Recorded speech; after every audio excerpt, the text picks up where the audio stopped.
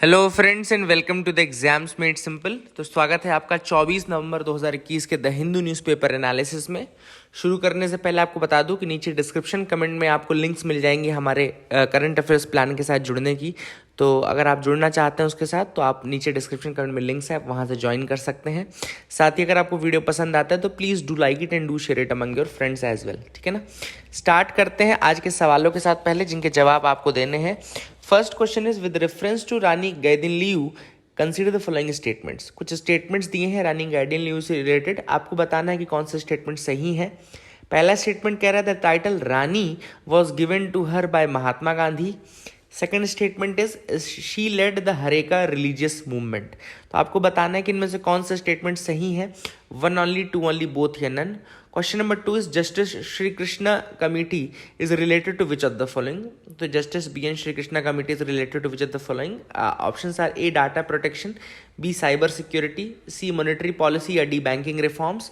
Question number 3 is homo SEP. Homo SEP was sometimes seen in news. Which of the following it is related to? किससे related है, क्या है Homo SEP? It is a new near Earth asteroid. Second is new sustainable Homo designs suitable for Indian climate. C new robot to clean the septic tanks.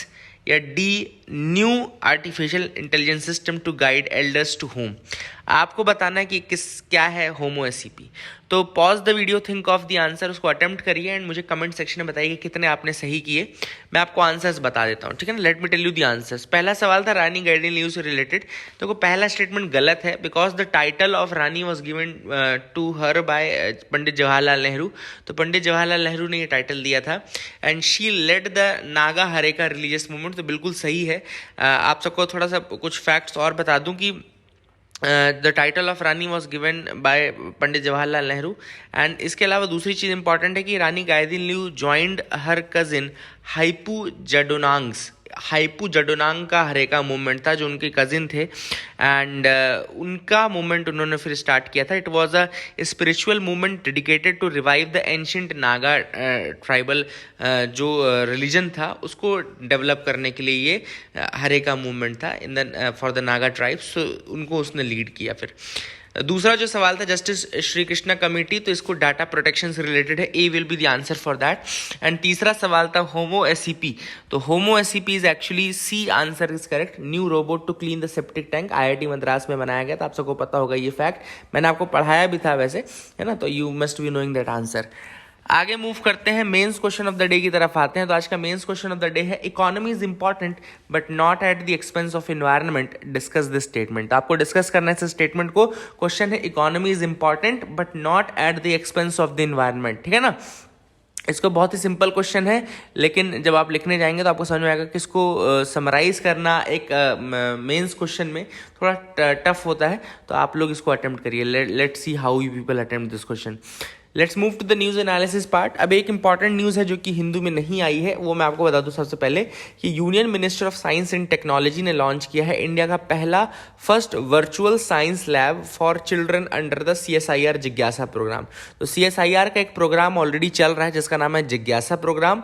उसके अंतर्गत India की पहली first virtual science lab for the children, बच्चों के लिए India की पहली virtual science lab जो है वो स्टार्ट की जा रही है। And this is under the CSIR जिज्ञासा प्रोग्राम। तो CSIR का जिज्ञासा प्रोग्राम है, उसके अंतर्गत ये किया जा रहा है। नाउ जिज्ञासा प्रोग्राम की पहली हम बात कर लेते हैं। तो जिज्ञासा प्रोग्राम एक्चुअली में स्टूडेंट साइंटिस्ट कनेक्ट प्रोग्राम है। याद रखिएगा, जिज्ञासा प्रोग्राम एक स्टूडेंट साइंटिस्ट कनेक्ट प्रोग्राम है, मतलब बच्चों को साइंटिस्ट के साथ कनेक्ट करने के लिए है। इसको लॉन्च किया गया था 2017 में, ठीक है ना। It was launch in 2017 and this was to connect the school students and scientist as well as to extend the students classroom learning to a very well planned research laboratory. मतलब कि जो स्कूल लर्निंग है उसको expand करना था to the laboratory based learning, है ना। तो जैसे साइंटिस्ट लोग एक्सपेरिमेंटेशन करते हैं, सब करते रहते हैं ना, तो बच्चों को उसका फील देना था एक्चुअली में. So this program was that जिज्ञासा program, and it is implemented by the Council of Scientific and Industrial Research यानी कि CSIR in collaboration with the KVS यानी कि केंद्रीय विद्यालय संगठन के साथ मिल करके इन collaboration with the KVS it is being launch. ठीक है, तो आप याद रख सकते हैं. अब ये वर्चुअल साइंस लैब क्या है? What is this virtual science lab for children under the Jigyasa program? So basically this virtual science lab is actually to provide the quality research exposure and innovative pedagogy to school students to drive their scientific curiosity based on an online interactive medium. तो एक online interactive medium के through जो बच्चों की curiosity है, ठीक है ना, तो उसको थोड़ा साइंटिफिक एक्सपोजर देने के लिए ये किया गया है. इसमें जो टारगेट एज ग्रुप रहेगा वो 6वीं से 12वीं तक के बच्चे यानी कि 11 to 18 years of age group जो है उसको टारगेट रखा गया है. एंड यहाँ पे बहुत सारी अलग अलग तरीके की एक्टिविटीज़ कराई जाएंगी जो कि रिसर्च से संबंधित होंगी. एंड इसके अलावा फैकल्टीज़ भी, एक्सपीरियंस जो फैकल्टीज़ रहेंगी वो भी आएंगे जो कि साइंस, मैथमेटिक्स, बायोलॉजी, IT से रिलेटेड होंगी. एंड इसके अलावा वर्चुअल लैब में जो फैसिलिटीज़ हैं जैसे कि interaction with the scientist to clear the doubts, accessing content in regional languages, project based support, simulation experiment करने की facility, then science based webinars, then student entrepreneurship, ये सारी चीज़ें जो हैं वो यहाँ पे प्रमोट की जाएंगी, ये सारी चीज़ें यहाँ पे अवेलेबल रहेंगी. तो I hope you got clarity regarding this as well. आपको समझ में आ गया होगा. India US commit to linking economies across the sectors. अब इंडिया US ने दोनों ने माँ कसम खा ली है कि अब हम इकोनॉमीज को बहुत सारे सेक्टर्स में आगे बढ़ाएंगे. एक्चुअली में हो क्या रहा था, it was the trade policy forum जो कि कन्वीन किया गया था 4 सालों के बाद. याद रखिएगा, ट्रेड पॉलिसी फोरम हो रहा था इंडिया और USA के बीच का ट्रेड पॉलिसी फोरम जो कि 4 सालों के बाद हो रहा है. It was co chaired by the commerce and industry, textiles, consumer affairs and food and public distribution minister Piyush Goyal and US trade representative Katherine Tai. ठीक है ना, तो ताई आई थी USA से. एंड ये वाली ताई नहीं है, हिंदी वाला ताई, आप लोग हिंदी वाली ताई समझ लो इनको, है ना. तो कैथरीन ताई वहाँ की होंगी कोई, जैसे हमने अपने यहाँ होते ना मिश्रा, तिवारी, सिंह, है ना, इस तरीके से वहाँ पे भी होंगे. तो that is the thing. Let me switch down that as well. हाँ, तो ये आपको याद रखना, कैथरीन ताई आई थी वहाँ से और यहाँ पर अपनी तरफ से पीयूष गोयल जी गए थे. ठीक है ना. सो अब इन्होंने किस किस फील्ड में बात की वो देख लेते हैं. सबसे पहले मार्केट एक्सेस की बात की. India seeks easier market access for its mangoes, grapes and pomegranates. Pomegranates क्या होता है, यानी कि आपका वो अनार, है ना. तो ये इसको याद रखिएगा, India seeks easier market access for that. कि हम चाहते हैं कि मैंगो हमारे जो मैंगो, ग्रेप्स और पॉमीग्रेनेट्स हैं वो जाएं और US के पास जाए. तो US ने कहा कि ठीक है, आप ऐसे करेंगे तो फिर हमारी तरफ से भी चेरी, पॉक, प्रोडक्शन, अल्फा है, ये सारी चीज़ों को इजी एक्सेस मिलना चाहिए. फिर एक्शन प्लान की बात की कि वर्किंग ग्रुप बनाया जाएगा on agriculture, non agricultural goods and services. तो ये इन वर्किंग एक्शन ग्रुप जो है वो agriculture, non agriculture groups and ये सर्विसेज के लिए जल्दी जल्दी मिलेंगे और डिसाइड क्या करेंगे, क्या करना है. ठीक है ना. इसके अलावा India US to restart talks on agreement to help the IT professionals in both countries, है ना. तो दोनों कंट्रीज में IT प्रोफेशनल्स की मदद के लिए दोनों कंट्रीज ने बात की है. इसके अलावा इंडिया ने एक और रिक्वेस्ट की है कि भैया हमको GSP यानी कि जनरलाइज्ड सिस्टम ऑफ प्रेफरेंस जो है, जिसके थ्रू बहुत सारी इम्पोर्ट ड्यूटीज में छूट मिल जाती थी इंडिया को, लगभग $196 मिलियन का फायदा भी होता था इससे, है ना. तो हमने कहा कि भैया दोबारा से ये हमको स्टार्ट कर दो, क्योंकि ये चीज़ बंद कर दी गई थी डोनाल्ड ट्रंप के रिजीम में. जनरलाइज सिस्टम ऑफ प्रेफरेंस हमको देना बंद कर दिया गया था. ठीक है. But now we are again demanding कि भैया दोबारा से वो टैग वापस कर दो और हमको दोबारा से जो GSP के बेनिफिट्स थे वो देना शुरू कर दो. That is the thing which is important. I hope you got clarity. New crypto bill seeks to ban private players. अब यहाँ पे देखो, एक्चुअली न्यू क्रिप्टो बिल अभी पब्लिक डोमेन में आया नहीं है, इसलिए कुछ भी कहना सही नहीं होगा. बट यहाँ पे स्पेकुलेशंस और यही सारी थोड़ी थोड़ी चीज़ें हैं कि RBI ने एक तो लॉन्च करने की, अपनी खुद की डिजिटल करेंसी लॉन्च करने का सोचा है. तो RBI is planning to launch its own digital currency. इसका मतलब है कि गवर्नमेंट की तरफ से खुद एक रेगुलेटेड क्रिप्टो करेंसी लॉन्च की जाएगी. एंड इसीलिए यूनियन गवर्नमेंट एक बिल इंट्रोड्यूस करने वाला है to regulate the crypto currency and ostensibly ban all the private crypto currencies along with with 25 other pieces of legislation in the winter session. तो winter session में ये bill public domain में आ जाएगा, जिसमें वो सारे तरीके के प्राइवेट क्रिप्टो करेंसीज को बैन भी कर सकते हैं। This is what the starting of the bill seems like, मतलब कि ये बिल अभी डोमेन में आया नहीं है। Crypto currency regulation of the official digital currency bill 2021 इसका नाम रहेगा, but it is yet to be officially approved by the cabinet. Cabinet ने इसको अप्रूव नहीं किया है। हाँ, लेकिन जो चीज़ें मैंने आपको बताई वो हो सकता है उसमें रहें। तो let's wait for the winter session. 29 नवंबर से वैसे भी स्टार्ट हो जाएगा, तो बहुत ज़्यादा दिन नहीं बचे हैं, 4-5 दिन की बात है, हमको समझ में आ जाएगा क्या होने वाला है। आगे मूव करते हैं, देखते हैं और क्या इंपॉर्टेंट आर्टिकल्स है जिनको हमको देखना है। तो यहाँ पे एडिटोरियल पार्ट में बस मैं पहले आपको यूनिकॉर्न स्टार्टअप्स के बारे में बता दूं। यूनिकॉर्न स्टार्टअप्स या यूनिकॉर्न कंपनीज कौन सी कंपनीज होती हैं? एक्चुअली यूनिकॉर्न स्टार्टअप्स वो स्टार्टअप्स होते हैं जिनके वैल्यूएशंस $1 बिलियन से ज़्यादा के हो जाते हैं। याद रखिएगा, $1 बिलियन से ज़्यादा के जो स्टार्टअप्स होते हैं वो यूनिकॉर्न स्टार्टअप्स कहते हैं। मजे की बात आपको बताता हूं कि इंडिया में 40% जो यूनिकॉर्न स्टार्टअप्स है ना, 40% यूनिकॉर्न स्टार्टअप वो 2021 में बने हैं। सोच लो ना, 2021 ऐसा साल है इंडिया के लिए जिसमें 40% इंडिया की जो टोटल यूनिकॉर्न स्टार्टअप्स हैं उनमें से 40% तो केवल इस साल हमारे बनाए गए हैं। तो बहुत ही अच्छा साल है, one of the fastest moving startup economy है इंडिया की। बट ये जो आर्टिकल था ये पेटीएम के IPO के ऊपर था कि किस तरीके से ओवर वैल्यूएशन था, और फिर वहाँ पे पेटीएम को शॉक लगा। 2100 रुपये का उन्होंने अपना शेयर निकाला था, लेकिन अब 1400 रुपये का वो शेयर बिक रहा है। तो कुल मिलाकर के ओवर वैल्यूएशन भी IPOs को, मतलब जो कंपनीज उनको अपना नहीं करना चाहिए, उनको समझना चाहिए क्या है, किस लेवल पे है वो। अगले जो आर्टिकल हम डिस्कस करेंगे वह है the road to a Himalayan blunder. अब ये जो आर्टिकल लिखा गया है, ये लिखा गया है रिगार्डिंग द चार धाम रोड प्रोजेक्ट। चार धाम रोड प्रोजेक्ट को इनॉग्रेट किया गया था प्राइम मिनिस्टर मोदी द्वारा 2016 में, ठीक है ना, याद रखिएगा 2016 में। And it is an ambitious attempt to widen nearly 900 kilometres of hill roads at the cost of 12,000 crore. तो 900 किलोमीटर की जो हिल रोड्स हैं उनको वाइड किया जाएगा, and the project cost is nearly 12,000 crore. तो ठीक है ना। एंड ये जो एग्जीक्यूट होगा, ये एग्जीक्यूट किसके द्वारा किया जाएगा? Executed by the ministry of road transport and highways, है ना, ministry of road transport and highways MoRTH द्वारा ये एग्जीक्यूट किया जाएगा।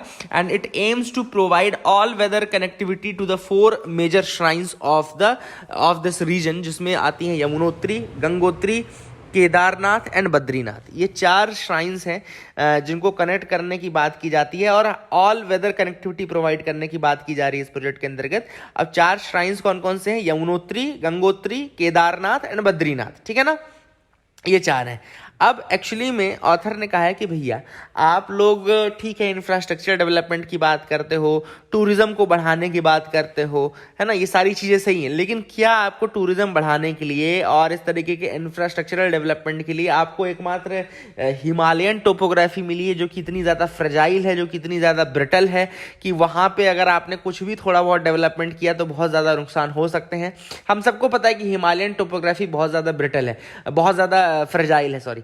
तो इसका रीजन क्या है? ऑब्वियस सी बात है, आप सबको मैंने मतलब पहले बताया कि नहीं बताया मुझे नहीं पता, लेकिन मैं आपको कई बार बोल चुका हूँ कि हिमालयाज जो है बहुत यंग है, यंग फोल्ड माउंटेन्स बोलते हैं उसको।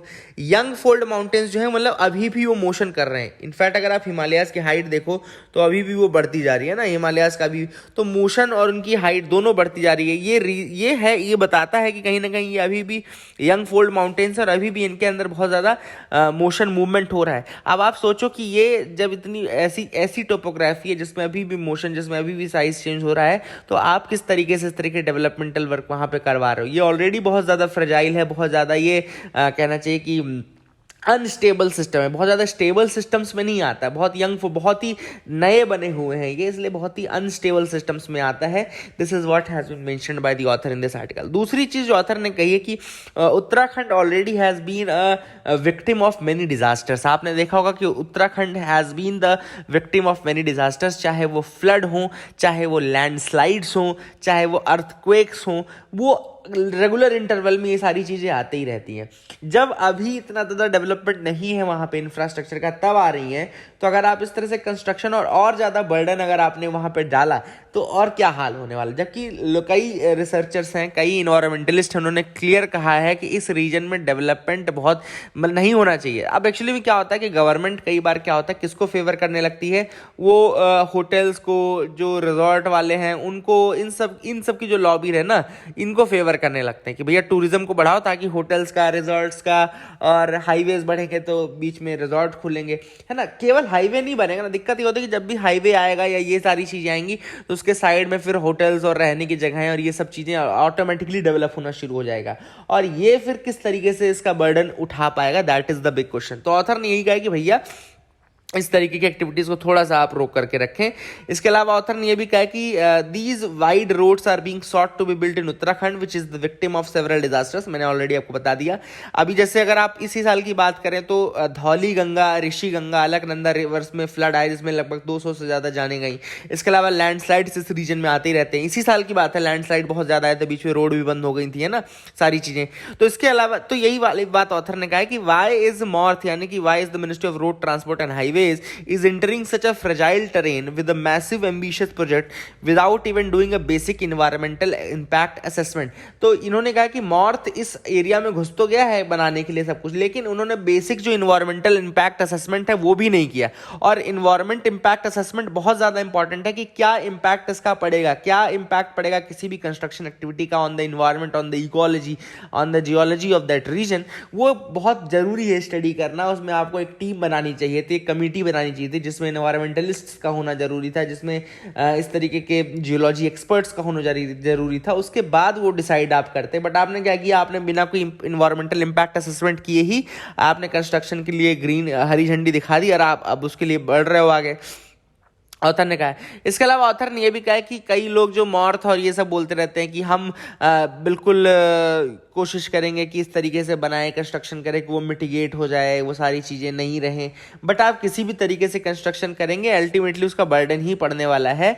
वो अल्टीमेटली चीज़ उस टोपोग्राफी को नुकसान ही करने वाली है। तो यहाँ पे प्रिवेंशन नहीं है, यहाँ पे टोटल रिस्ट्रेंट या टोटल रेगुलेशन ही एक ऑप्शन बचता है। तो ऑथर का कहना है कि यहाँ पे अगर आप हिमालयाज की बात करें तो यहाँ पे प्रिवेंशन इंपॉर्टेंट नहीं है, यहाँ पे सेफ्टी इस तरीके से आप नहीं ले सकते कि हम कंस्ट्रक्शन में चलो सेफ रहेंगे, हम रेजिस्टेंट मटेरियल बनाए से ही कंस्ट्रक्शन करें, ऐसा नहीं कर सकते आप। आपको यहाँ पे कंस्ट्रक्शन से पूरी तरीके से रिस्ट्रेंट करना चाहिए। आपको कोशिश करनी चाहिए कि आप यहाँ पे कोई कंस्ट्रक्शन करें ही ना इस तरीके का, इसको नेचुरल तरीके से रहने दें, जो इसका नेचुरल टोपोग्राफी है ना, उसको इंपैक्ट ना पहुंचे ताकि। तो चार धाम प्रोजेक्ट के बारे में आर्टिकल लिखा गया था कि it goes against the environmental safeguards. अगर आप इस आर्टिकल की बात करें तो आर्टिकल के अकॉर्डिंग ये जो प्रोजेक्ट है Char Dham project, it is against the environmental safeguards and if the government does not desist from widening the roads under this project it will be a Himalayan blunder. तो author ने कहा कि अगर government ने खुद को नहीं रोका इस प्रोजेक्ट से तो it will be a Himalayan blunder. अगला जो आर्टिकल है वो है DAC approves AK-203 deal with the Russia. अब यहाँ पे ये आर्टिकल लिखा गया है रिगार्डिंग दैट डीएसी यानी कि डिफेंस एक्विजिशन काउंसिल। याद रखिएगा डिफेंस एक्विजिशन काउंसिल, इसको हेड कौन करता है, इसको डिफेंस मिनिस्टर हेड करता है। तो defence acquisition council is headed by the defence minister और इन्होंने अभी अप्रूवल दिया है AK-203 डील को, यानी कि रशिया से AK-203 असॉल्ट राइफल्स मंगानी है 6.71, यानी कि 6,71,000 असॉल्ट राइफल्स इंडिया को चाहिए from Russia, AK-203 rifles, and उसके लिए अप्रूवल दे दिया गया है। साथ ही GSAT-7 के लिए भी अप्रूवल दिया गया है, GSAT-7C के लिए अप्रूवल दिया गया है, जो कि हेल्प करेगा द इंडियन आर्मी को, इंडियन मिलिट्री को हेल्प करेगा for communicating beyond the line of site के बियॉन्ड कम्युनिकेट करने के लिए, और ऑल वेदर कनेक्टिविटी प्रोवाइड करेगा कम्युनिकेशन के, उसमें सिक्योर मोड में की जा सकेगी बिकॉज ऑफ दिस GSAT-7C। तो ये एक अलग satellite and ground hub software जो कि बेसिकली फॉर द रेडियोज रहेगा, इसको भी लिया जा रहा है। 2000 समथिंग करोड़ में है ये, 2236 करोड़ का है ना। तो ये that will be again important thing, ये कम्युनिकेशन के लिए बहुत ज़्यादा इंपॉर्टेंट है, ठीक है ना। आगे मूव करते हैं, देखते हैं और क्या इंपॉर्टेंट न्यूज़ आइटम्स है जिनके बारे में हमको डिस्कस करना है। तो can move ahead with me. Bharat Gaurav scheme eyes the railway tourism. तो भारत गौरव स्कीम जो है वो इंडियन रेलवेज का प्रोजेक्ट है, स्टार्ट किया जा रहा है। So Indian railways has announced this Bharat Gaurav scheme and under this theme based tourist circuit trains on lines of Ramayana Express can be run either by private or state owned operators। तो यहाँ पे भारत गौरव scheme के अंतर्गत इन्होंने कहा है कि जैसे रामायणा एक्सप्रेस चलती है ना, रामायणा एक्सप्रेस एक्चुअली में उन सारे रीजन्स को कनेक्ट करती है जो लॉर्ड राम से एसोसिएटेड है, मतलब कि भगवान राम से जो जितनी भी जगहें एसोसिएटेड हैं उनको कनेक्ट करने के लिए रामायणा एक्सप्रेस का सर्किट है। तो इसी तरीके से सर्किट बेस्ड टूरिज्म को प्रमोट करने के लिए भारत गौरव स्कीम बनाई गई है, जिसमें उन्होंने कहा है कि भैया स्टेट ओन्ड एंटिटी हो या प्राइवेट एंटिटी हो, कोई भी आकर के ऑपरेट कर सकता है, आप तो हमको बस सर्किट बताओ, अपने पसंद का सर्किट बताओ, आपको जो सर्किट चाहिए। जैसे इन्होंने ये ऑप्शंस दिए हैं कि आप गुरु कृपा ट्रेन चला सकते हो। गुरु कृपा ट्रेन मतलब कि जो सिख कल्चर को कनेक्ट करेंगी, या रामायण एक्सप्रेस के तर्ज पे ही आप कुछ शुरू कर सकते हो। तो ये उन्होंने कहा है, ठीक है ना, भारत गौरव स्कीम है ना, that is the thing which is important. Glacier change track 20,000 years ago, तो यहाँ पे वही हिमालयन जो टोपोग्राफी उसी के बारे में आपको बता दूं कि नियरली 20,000 ईयर्स अगो यानी 20,000 सालों पहले 5 किलोमीटर लॉन्ग एक हिमालयन ग्लेशियर था। इसका कोई नाम नहीं है, याद रखिएगा, इसका नाम नहीं रखा गया है। तो नियरली 20,000 ईयर्स अगो 20,000 साल पहले एक 5 किलोमीटर लॉन्ग हिमालयन ग्लेशियर था, जो कि एब्रप्टली जिसने अपना कोर्स चेंज कर लिया, अपना रास्ता बदल दिया था एब्रप्टली। अब ऐसा कहा जाता है कि ये एक्चुअली में हुआ क्यों होगा, ये हुआ होगा basically because of the Himalayan topography only. Obvious सी बात है, कुछ अंडर करेंट्स रहे होंगे जिसकी वजह से ये इन्होंने अपना कोर्स चेंज कर लिया। और अभी ये प्रेजेंट है पिथौरागढ़ ग्लेशियर के एडजेसेंट है, याद रखिएगा, पिथौरागढ़ ग्लेशियर के एडजेसेंट है अभी ये, जिस ग्लेशियर ने अपनी जगह चेंज की थी, ठीक है ना। It was actually result of the tectonic movement. इनका कहना है कि टेक्टोनिक मूवमेंट हुई होगी इनहेरेंट, एंड इस कारण से। तो ये चीज़ क्या शोकेस करती है, it shows the inherent instability of the Himalayan region. ये दिखाती है कि ये अब 20,000 साल पहले, जब हम जियोलॉजी के टर्म्स में, जियोग्राफी के टर्म्स में बात करेंगे ना, तो 20,000 साल पहले मतलब कल का दिन। अब इतना समझ लो, इतना टाइम पीरियड में डिफरेंस होता है कि 20,000 साल पहले तो मतलब कल परसों की बात है ये। तो ज्योग्राफी के टर्म्स में टाइम स्केल बहुत ज़्यादा, बड़े टाइम स्केल को बहुत ज़्यादा छोटा माना जाता है, ठीक है ना। हम यहाँ millions and billions of years की बात करते हैं, यहाँ पे 4.5 बिलियन ईयर्स अगो हम बात करते हैं, 3 million year ago, 1 million year ago, 10,000 years, 10,000 years ago मतलब कि नियोलिथिक कल्चर, तो जब आदमी आ गए ये सब हो गए, अभी की बात है, ठीक है ना। 20,000 और क्या है, 10,000 साल और जोड़ दो नियोलिथिक के पहले। तो वही वाली बात है कि ये बहुत ही यंग चीज़ है, और ये टेक्टोनिक मूवमेंट्स जो हैं अभी की बात है ना, they are not very old things.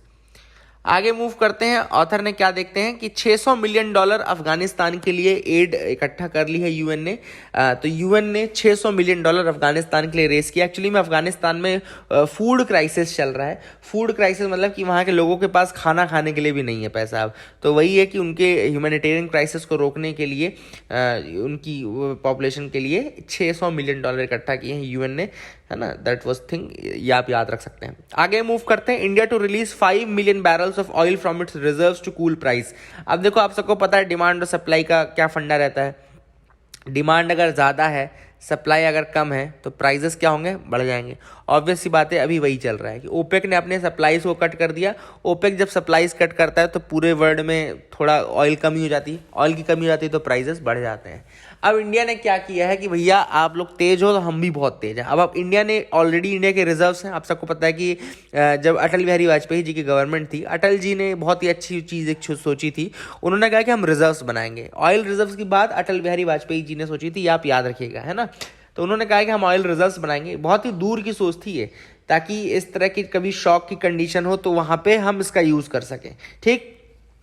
तो हमारे यहाँ ऑयल रिजर्व्स हैं। अब आपके दिमाग में कहाँ कहाँ रिजर्व्स हैं, मैं आपको बता दूं कि इंडिया के जो स्ट्रेटेजिक ऑयल रिजर्व्स हैं वो विशाखापट्टनम आंध्र प्रदेश में है, मैंगलोर में है, पडूर में है, कर्नाटका में, ठीक है ना। आंध्र प्रदेश में है, मैंगलोर में है एंड पडूर। मैंगलोर और पडूर दोनों ही कर्नाटका में है, तो यहाँ पे है ना। अभी चौथा एक अंडर कंस्ट्रक्शन चल रहा है चांडीखोल उड़ीसा में, एक ऑयल रिजर्वॉर है अंडर कंस्ट्रक्शन चांडीखोल उड़ीसा में, वहां पे भी चल रहा है। तो ये 4 लोकेशंस याद रखिएगा, विशाखापट्टनम आंध्र प्रदेश, मैंगलोर कर्नाटका, पडूर कर्नाटका एंड चांडीखोल उड़ीसा, ठीक है ना। That is the thing which is important, तो उसको आप याद रखिएगा। एक और सवाल आपके दिमाग में होगा कि इसकी टेक केयर कौन करता है, तो इंडियन स्ट्रेटेजिक पेट्रोलियम रिजर्व्स जो हैं, they are limited to these locations and it is a subsidiary of oil India development board. एक ऑयल इंडिया डेवलपमेंट बोर्ड बनाया गया है जो कि ministry of petroleum and natural gas के अंतर्गत फॉल करता है। उसी के ये आपको याद रखेंगे, Indian strategic petroleum reserves limited जो है वो मैनेज करता है, Indian strategic petroleum reserves limited. इसको याद रख लेना, Indian strategic petroleum reserves limited किसके अंतर्गत है, ये सब्सिडियरी है ऑयल इंडस्ट्री डेवलपमेंट बोर्ड की, और ये आता है ministry of petroleum and natural gas के अंतर्गत। पहला मैंने आपको बता दिया कि अटल बिहारी वाजपेयी जी ने इसको सोचा था इसके बारे में। आगे मूव करते हैं, देखते हैं और क्या इंपॉर्टेंट न्यूज आइटम्स हैं। तो एक आर्टिकल है टेक्स्ट एंड कंटेक्स्ट पेज में, closure look at the draft protection bill.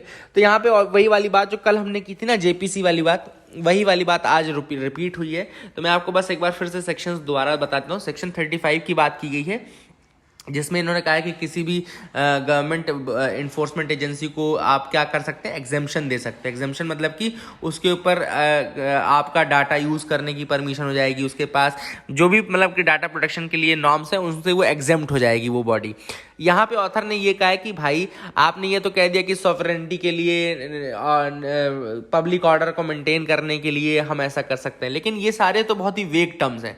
मतलब आपने बोल दिया पब्लिक ऑर्डर मेंटेन करने के लिए, आप तो ये तो आप किसी भी चीज़ में लगा सकते हैं कि पब्लिक ऑर्डर को मेंटेन करना था, तो ये बहुत ही वेग टर्म्स है। और यहाँ पे ऑथर ने कल भी यही कहा था कि भैया ये प्रोपोर्शनेट होना चाहिए, मतलब कि जितनी ज़रूरत हो आपको उतना ही डेटा यूज़ करना चाहिए। ऐसा नहीं कि आपको ज़रूरत बहुत कम की है और आपने सबका सारे सिटीजन्स का डेटाबेस उठा के देखना शुरू कर दिया है ना, ये चीज़ नहीं होनी चाहिए। तो दिस इज ऑथर सेज कि ये प्रोपोर्शनेट होना चाहिए। इसके अलावा ऑथर ने ये भी कहा है कि ये क्यों गलत है, क्योंकि यहाँ पे कोई ओवरसाइट नहीं है, मतलब एग्जीक्यूटिव का जो एक्शन है उसके ऊपर कोई ओवरसाइट नहीं है। कल भी जेपीसी ने यही बताया था कि भैया या तो ये जुडिशरी से पास होना चाहिए या फिर इसके ऊपर पार्लियामेंट्री ओवरसाइट होना चाहिए, लेकिन एग्जीक्यूटिव के इस एक्शन के ऊपर कोई ओवरसाइट नहीं था। तीसरा उन्होंने ये कहा है कि इसमें जो टर्म यूज हुआ है कि कोई भी स्टेट एजेंसी, तो स्टेट एक बहुत ही ज्यादा वाइड टर्म है। स्टेट का मतलब तो कोई भी बॉडी हो सकती है, मतलब कि अगर इलेक्ट्रिसिटी बोर्ड चाहे तो वो भी आपका डेटा यूज कर सकती है। तो यहाँ पे जो स्टेट टर्म है बहुत ज्यादा वाइडर कनोटेशन में यूज होता है, इसीलिए ऑथर ने कहा है कि ये सेफगार्ड्स की जरूरत ज्यादा है। हमको ये तो देखना पड़ेगा कि जब भी ये वायलेशन हो तो वो बिल्कुल मतलब कि बहुत ही ज्यादा एक्सेप्शनल या ऐसा सर्कमस्टेंस हो जब उसको मतलब एग्जेम्पशन दिया जाए, और वो बॉडीज भी लिमिटेड होनी चाहिए और बॉडीज भी पहले से जस्ट वो दिखाई होनी, मतलब बतानी चाहिए कि कौन सी बॉडीज हैं। अदरवाइज ऐसे तो किसी बॉडी के लिए आप किसी भी उसके लिए करते रहेंगे, है ना। That is the thing which is another thing.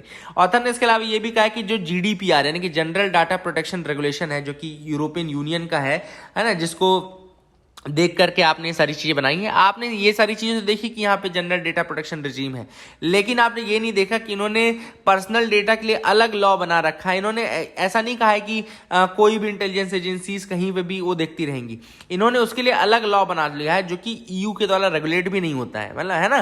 तो इन्होंने ये कहा है कि इन्होंने सेफगार्ड्स प्रॉपर रखे हैं, बट आपने सेफगार्ड्स नहीं रखे हैं। आपने ऐसा कर दिया कि कोई भी स्टेट की बॉडी, कोई भी एंटिटी किसी भी कंडीशन में डेटा का यूज कर सकती है, बस थोड़े बहुत एग्जाम्पशंस लगाने पड़ेंगे उसको। इसके अलावा एक और सेक्शन की बात की गई, section 12 which permits the non consensual processing by the state. यहां पे उन्होंने सेक्शन 12 में परमिशन दी है, याद रखिएगा ये सेक्शन इंपॉर्टेंट है। सेक्शन 12 में तो नॉन कंसेंशुअल मतलब कंसेंसस आपका नहीं है तो भी डेटा प्रोसेस किया जा सकता है बाय द स्टेट। अब यहां पे वही वाली बात जो मैं बता रहा था, state is of extremely wide import, तो ये बहुत ही ज्यादा वाइडर कनोटेशन में स्टेट यूज हो सकता है, इसलिए ये जो टर्म यूज किया था ये गलत यूज किया है। और यहाँ पे भी मतलब कि LIC चाहे तो या इलेक्ट्रिसिटी बोर्ड चाहे तो या कोई आपका गवर्नमेंट इंस्टीट्यूशन चाहे तो वो आपके डेटा को यूज और एनालाइज कर सकता है। तो ये ऑथर ने कहा है कि इस तरीके से ये भी थ्रेट है to the privacy, and privacy की जरूरत तो पड़ेगी ना। इसके अलावा ऑथर ने यह भी कहा है कि एक और इंपॉर्टेंट चीज उन्होंने बोली है कि सेक्शन 36A है, सेक्शन 36A ये भी लिख लीजिए of the bill, it provides for exception in situation where personal data is being processed in the interest of prevention, detection, investigation, prosecution of any offence और any other contravention of law. तो section 36A बोलता है कि exception दिया जा सकता है किसी भी सिचुएशन में if the data is being processed for prevention, detection, investigation and prosecution of any offence, ठीक है ना। इन केसेस में एक्सेप्शन दिया जा सकता है, लेकिन यहां पे एक इंपॉर्टेंट चीज है कि ये रिस्ट्रिक्शन नहीं लगाया गया है कि it is only applicable to the law enforcement agencies, ये रिस्ट्रिक्शन नहीं लगाया गया है। मतलब कि कल को अगर कोई प्राइवेट एंटिटी चाहे तो सीसीटीवी कैमरे लगा देगी कहीं पे, कहे कि भैया हम इसलिए लगा रहे हैं क्योंकि प्रोटेक्शन ऑफ लॉ हो सके या प्रिवेंशन ऑफ क्राइम हो सके, तो ऐसा तो नहीं है ना। तो ये सारी चीजें जो है ऑथर ने कहा है कि गलत है, that is the thing that must be looked forward, ठीक है। MSP the factoid versus the fact. अब यहाँ पे ऑथर ने कहा कि 2-3 फैक्टॉइड्स है जिनको करेक्ट करने की जरूरत है। जैसे कि MSP के लिए ये चलता है कि पहली चीज की पहला पॉपुलर बिलीफ है कि 6% से भी कम फार्मर्स हैं जो कि इसका बेनिफिट उठाते हैं, पहला। दूसरा उन्होंने कहा कि only large farmers benefit from the MSP, दूसरा कि केवल बड़े किसानों को फायदा होता है, एंड तीसरा केवल पंजाब एंड हरियाणा के किसानों को फायदा हो रहा है, ठीक है। ये 3 फैक्टॉइड्स हैं। फैक्टॉइड का मतलब क्या होता है कि ये वो झूठ होते हैं जो इतनी बार बोले जाते हैं कि सत्य बन जाते हैं। फैक्टॉइड मतलब कि वो मिसरिप्रेजेंटेड फैक्ट्स होते हैं जो कि मिसरिप्रेजेंटेड रहते हैं, जो कि थोड़ा गलिबल रहते हैं, लेकिन वो धीरे धीरे इतनी बार बोले जाते हैं कि वो सत्य बन जाते हैं। तो ऑथर ने यहाँ पे ये कहा है कि ये तीनों फैक्टॉइड्स हैं। 6% जो किसानों वाला फंडा है वो बिल्कुल गलत है। अभी अगर आप देखेंगे तो लगभग 35 से 40% तक ये फायदा बढ़ चुका है, बिकॉज एक स्कीम स्टार्ट की गई थी, डिसेंट्रलाइज्ड प्रोक्योरमेंट स्कीम थी गवर्नमेंट की, डिसेंट्रलाइज्ड प्रोक्योरमेंट स्कीम है ना। उसके तहत बहुत सारे स्टेट्स हैं जो कि जिसमें स्टेट्स के ऊपर रिस्पॉन्सिबिलिटी डाल दी गई कि स्टेट्स जो है वो प्रोक्योर करेंगी, और इसके चलते बहुत सारे स्टेट्स ने प्रोक्योर करना शुरू किया फ्रॉम द फार्मर्स, एंड जो परसेंटेज है लगभग वो 2012-13 में ही 35% तक बढ़ चुका था, ठीक है ना।